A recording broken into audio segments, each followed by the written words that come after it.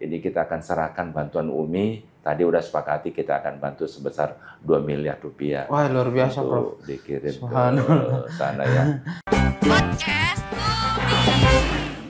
Assalamualaikum warahmatullahi wabarakatuh. Waalaikumsalam warahmatullahi wabarakatuh. Kembali lagi bersama saya, host Gunawan Songki, dalam program podcast Universitas Muslim Indonesia di kanal YouTube UMI Makassar. Nah, ini adalah momen yang spesial, ini adalah isu yang spesial. Sekedar diketahui bahwa ini adalah edisi yang kedua untuk membahas isu di Palestina. Sebelumnya kita telah menghadirkan salah satu pakar hukum internasional dari Fakultas Hukum Universitas Muslim Indonesia untuk melihat bagaimana konflik di Palestina dan Israel itu sendiri. Nah, untuk yang edisi kedua kali ini, kita telah menghadirkan salah satu pimpinan Universitas Muslim Indonesia yang juga sebagai seorang pemuka agama, seorang yang tokoh dikenal di Sulawesi Selatan, yaitu Ketua Pembina Yayasan Wakaf UMI, Profesor Dr. Haji Mansur Ramli, SE, MSI. Beliau dikenal oleh kalangan masyarakat Sulsel bahkan nasional sebagai salah satu tokoh penting di kalangan organisasi masyarakat Islam.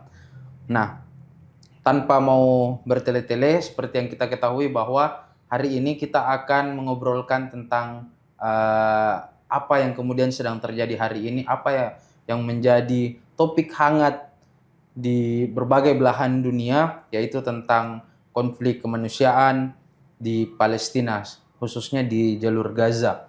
Nah, kebetulan Prof. Mansur Ramli telah hadir bersama kita. Saya langsung sapa saja beliau. Assalamualaikum, Prof. Waalaikumsalam warahmatullahi wabarakatuh. Apa kabar hari ini, Alhamdulillah, Prof? Cuma sedikit batuk-batuk. Iya, karena mungkin agak berat kerjaan ini beberapa hari ini.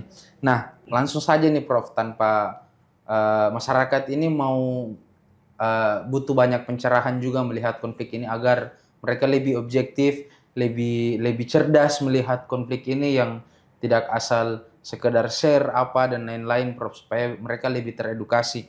Nah, pertanyaan pertama, Prof, sebagai pimpinan Universitas Muslim Indonesia, bagaimana UMI melihat konflik yang ada di Gaza kali ini, Prof? Ya. Makasih. Ya, Bismillahirrahmanirrahim. Assalamualaikum warahmatullahi wabarakatuh. Waalaikumsalam warahmatullahi wabarakatuh. Alhamdulillah, wassalatu wassalamu ala asyrofil mursalin wa ala alihi washabihi ajmain, amma ba'd. Memang masalah di Palestina ini, terutama di jalur Gaza ini, konflik yang sudah berkepanjangan, dan nampaknya memang perangkat-perangkat dunia ini tidak mampu untuk menyelesaikan masalah yang termasuk misalnya PBB dan sebagainya. Oleh karena itu memang perlu kita melihat lebih jauh, karena sebenarnya ini bukan lagi konflik antara Israel dan Palestina, tapi ini lebih pada masalah kemanusiaan. Bayangkan saja dalam waktu hanya beberapa hari saja ini, itu jumlah korban manusia yang mati itu dari berbagai kalangan, bukan hanya Muslim, itu sudah mencapai 9.000. Iya. Itu lebih besar daripada peperangan yang terjadi pada tahun awal 67 yang lalu, ya. Dari bayangkan saja. Ya. Jumlah penduduk yang hanya 2 juta. Iya. Jadi memang ini sudah masalah kemanusiaan yang harus segera dihentikan, gitu ya. Karena kalau tidak, ini akan menjadi presiden yang sangat berbahaya bagi kehidupan manusia di dunia ya akan datang. Nah, Universitas Muslim Indonesia sebagai suatu lembaga pendidikan tentu juga harus memiliki suatu kepekaan yang terhadap masalah-masalah kemanusiaan. Apalagi memang dalam komitmen keumian kita, salah satunya dalam komitmen ke-6 itu, memang kita harap UMI ini juga menjadi salah satu pilar untuk membangun peradaban global, gitu ya. Nah, kalau terjadi masalah-masalah kemanusiaan seperti yang terjadi di Palestina atau di jalur Gaza ini, saya kira itu merupakan salah satu faktor yang mengurangi ya nilai-nilai dalam pengembangan peradaban global kita. Oleh karena itu UMI juga tidak diam ya, tetapi UMI juga mengambil langkah-langkah strategis untuk bisa membantu berbagai kalangan, terutama juga pemerintah Indonesia. Apa saja untuk, itu, Prof? Ya, yang pertama memang kita juga berusaha untuk mendiskusikan ya. Mungkin nanti dengan ada kegiatan-kegiatan ilmiah, kajian-kajian apa cara yang terbaik, strategi terbaik untuk bisa menghentikan ini. Yang kedua memang kita juga berharap bahwa kita akan ada membangun komunikasi dengan unsur-unsur yang ada di Palestina, memberikan motivasi dan semangat untuk bisa bertahan ya, terutama bertahan hidup, karena boleh dikata sekarang dengan diblokade seperti itu benar-benar merupakan satu masalah yang serius bagi kemanusiaan di Palestina gitu. Jadi ke depan ini kita akan mulai ini nanti sebenarnya kami pimpinan UMI sudah akan bertemu, tinggal menunggu jadwal dengan kedutaan Palestina untuk sudah ada berdiskusi rencana ya. untuk bertemu. Mudah-mudahan lusa atau hari Kamis bisa ketemu ya, untuk kita peroleh informasi apa, kemudian dari situ kita bisa membangun kerjasama ya. Dan bahkan sebenarnya sudah ada kerjasama kita UMI dengan Palestina ya. Kita memberi peluang, kesempatan untuk masyarakat Palestina untuk mendapat beasiswa untuk kuliah di UMI ini secara gratis ya. Tapi sampai sekarang belum ada karena alasan di sana masih menghadapi masalah seperti ini, sehingga orang-orang Palestina itu masih enggan untuk meninggalkan. Mudah-mudahan ke depan sudah ada bisa pemuda-pemuda Palestina bisa kuliah di UMI ya secara gratis ya, dan kita berikan beasiswa untuk itu. Iya, menarik sekali memang UMI sebagai perguruan tinggi yang punya cita-cita besar sebagai perguruan tinggi berkelas dunia tentu harus terlibat banyak dalam agenda-agenda internasional, khususnya dalam perdamaian dunia. Sebagaimana juga itu bagian dari perintah konstitusi kita ya Prof. Di Undang-Undang Dasar 45 bahwa negara kita harus terlibat dalam menciptakan kedamaian dunia, menghapuskan penjajahan di atas dunia dan lain-lain. Nah, yang menarik Prof, ini kan masih banyak juga orang yang melihat bahwa kasus ini, konflik ini itu hanya konflik agama Prof. Antara dalam tanda kutip antara Islam dan Yahudi, padahal faktanya di lapangan 2 hari yang lalu baru saja Prof, itu salah satu gereja tertua di jalur Gaza juga menjadi korban sasaran. Nah, ini bagaimana kemudian mengedukasi masyarakat kita supaya lebih terbuka dalam melihat permasalahan ini Prof? Saya kira kita juga optimis sebenarnya ya. Jadi UMI akan berusaha juga mengambil langkah-langkah strategis untuk bisa mengakses ke berbagai sumber-sumber untuk bisa ikut sama-sama memecahkan masalah di sana. Tapi kami juga optimis sebenarnya ya, melihat perkembangan dunia sekarang di semua negara, hampir semua negara itu sekarang ini muncul semacam solidaritas dan protes terhadap negaranya gitu ya. Solidaritas untuk bisa menghentikan ini. Saya kira memang target pertama harus segera dalam waktu sesingkat-singkatnya ini adalah bagaimana menghentikan dulu gencatan senjata ya. Jadi baik dari Israel maupun dari Hamas menghentikan dulu, sebab kalau berkepanjangan ini kita khawatir nanti sipil yang banyak korban, anak-anak banyak korban. Dari informasi yang saya dapat itu bayangkan lebih dari 60 atau 80% itu yang meninggal adalah anak-anak dan wanita gitu, orang tua. Dan rata-rata di kamp pengungsian dan rumah sakit. Di rumah, bahkan ini juga serangan Israel terlalu sadis dan melanggar pri kemanusiaan, bahkan melanggar berbagai resolusi dari PBB sebenarnya. Sayangnya PBB kayaknya kehilangan gigi juga untuk bisa menyelesaikan masalah. Karena itu kita berharap dorong seluruh unsur di dunia ini untuk bisa ada muncul solidaritas dan protes ya, agar supaya ini langkah pertama yang harus dihentikan dulu. Dihentikan baru mencari solusi yang baik ya, karena ini kan sebenarnya sudah lama ini ya. Kalau mau dikatakan konflik sudah lama sebenarnya.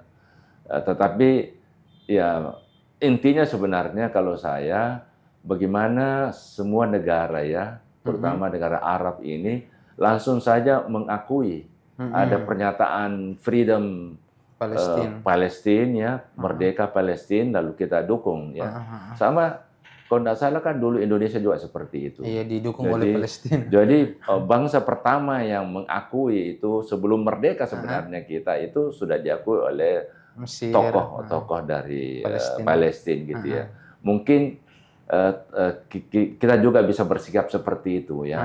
Jadi walaupun belum merdeka secara resmi, kita nyatakan dia merdeka dan diakui sebagai bangsa yang merdeka gitu ya. Nah ini yang menarik, Prof. Kebetulan tadi disinggung soal Indonesia juga sendiri merdeka itu berkat dari pengakuan dari negara-negara Timur Tengah. Salah satu yang pertama itu Mesir, kemudian ulama-ulama di Palestina dan negara-negara Islam Arab di Timur Tengah. Nah, apa saran yang paling konkret dari Umi untuk pemerintah Indonesia untuk melakukan langkah-langkah strategis? Kan sejauh ini Prof baru memberikan bantuan donasi, melakukan langkah-langkah diplomatis di PBB seperti yang dilakukan oleh Menteri Luar Negeri. Iya, itu kira-kira ada saran lain, Prof? Kalau saya sudah bagus itu ya. Jadi ada langkah diplomasi Menteri Luar Negeri kita di PBB ya, menyatakan sikap seperti itu bagus sekali. Tetapi mungkin juga perlu kita ada campaign ya kepada negara-negara tertentu, terutama negara Arab, untuk kita bersama-sama mengakui, dimobilisasi, mengakui bahwa Palestina sekarang merdeka.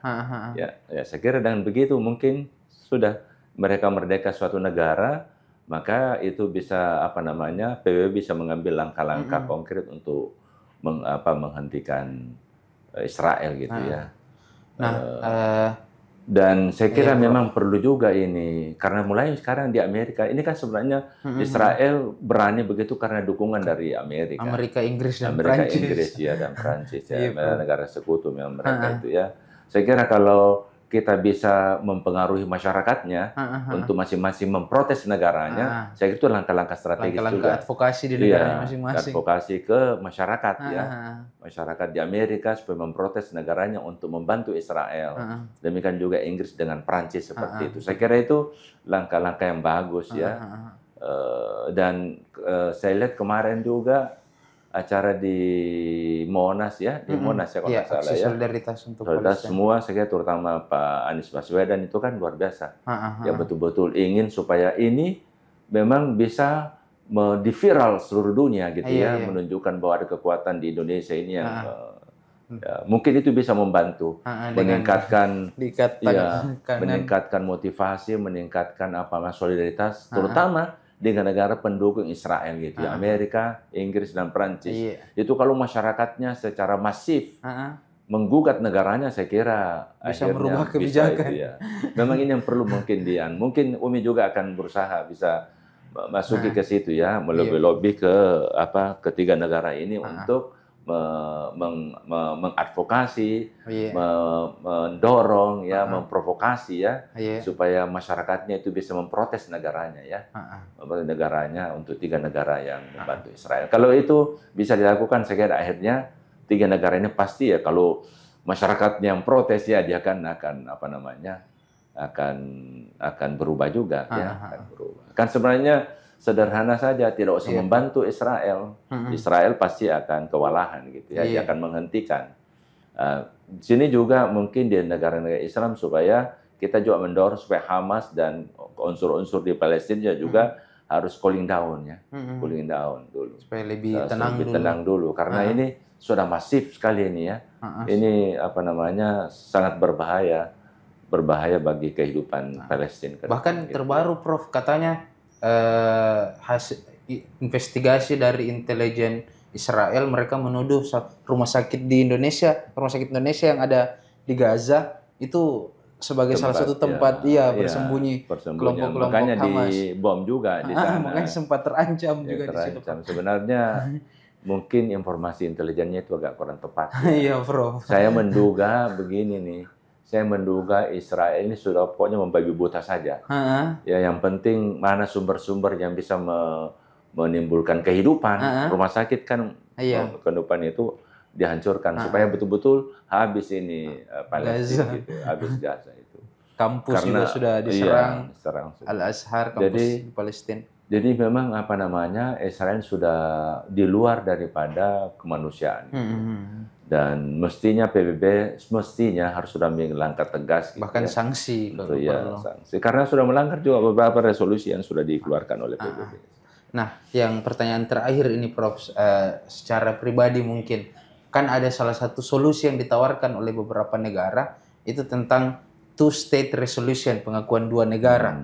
Jadi baik Palestina itu harus mengakui Israel sebagai negara juga, Israel juga itu harus mengakui Palestina sebagai sebuah negara juga. Ini menurut Prof sendiri itu kira-kira itu solusi yang cukup realistis atau seperti apa, Prof? Sebenarnya itu realistis juga ya. Saya kira solusi untuk seperti itu mungkin Masih dalam kondisi khusus, dalam kondisi darurat itu mungkin bisa masih diterima. bisa dikompromikan. Iya, dikompromikan. Supaya selesai masing-masing ada pengakuan gitu ya. Yang paling terakhir sekali, Prof, harapan dan doanya untuk saudara-saudara kita yang menjadi korban di konflik kemanusiaan di Gaza ini, Prof. Iya, jadi kita berharap ya, walaupun di sana semangat syahid itu sangat besar sekali. Ada studi kalau tidak salah terakhir itu, memang anak-anak muda itu memang memilih yang pertama mau mati syahid gitu. Jadi semangat ini memang sangat luar biasa ya. Tetapi kita harus tahu bahwa kita juga harus pandai-pandai untuk menghindar dari bahaya gitu kan. Islam juga mengajarkan kita seperti itu. Nah kalau ini sudah bahaya seperti itu, lebih baik kita cari jalan yang terbaik gitu kan untuk bisa. Dan kita juga di UMI selain kita mendoakan kepada saudara-saudara kita yang ada di Palestina, terutama di Gaza, semoga insya Allah memberikan perlindungan, pertolongan ya, dan mereka bisa hidup tentram damai ya. Tapi kita juga memandang dalam kondisi ekonomi yang sangat terpuruk di sana ya, kita juga ingin membantu secara materi. Jadi UMI insya Allah tinggal saya menunggu waktu dari kedutaan besar ya. Ini kita akan serahkan bantuan UMI. Tadi udah sepakati kita akan bantu sebesar 2 miliar rupiah. Wah, luar biasa, untuk Prof. dikirim ke sana ya. Kita alhamdulillah Allah memberikan rezeki pada UMI sehingga kita pandang ini kita juga wajar ya untuk memberikan bantuan kepada kita nggak mengirim barang ya karena kita sulit untuk nanti kita lebih kasih uang ya seperti itu untuk digunakan nanti kedutaan Palestina yang mengatur untuk penyerahan ke sana. Iya. Ya, terima kasih banyak Prof atas waktunya. Sebenarnya masih banyak hal menarik yang kita ingin ulas karena berbicara soal konflik kemanusiaan di Palestina ini tidak akan ada ujungnya.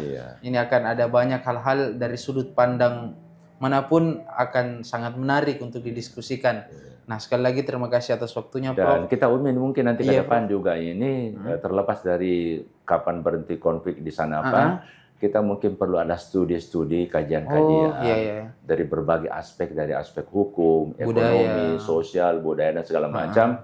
Bagaimana agar supaya Palestina ini bisa hidup tentram dan damai gitu ya.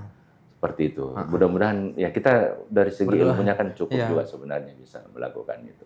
Iya, Prof. Nah, itu tadi harapan dan doa terakhir dari guru kita dari tokoh ulama di Sulawesi Selatan yang juga merupakan salah satu pimpinan di Universitas Muslim Indonesia, yaitu menjabat sebagai Ketua Pembina Yayasan Wakaf UMI. Sekali lagi terima kasih banyak Prof atas waktunya, sudah menyempatkan waktunya di tengah kesibukannya. Saya Gunawan Songki selaku host menutup dengan ucapan Free Palestine. Kabar baik itu akan segera datang. Wassalamualaikum warahmatullahi wabarakatuh. Waalaikumsalam warahmatullahi wabarakatuh.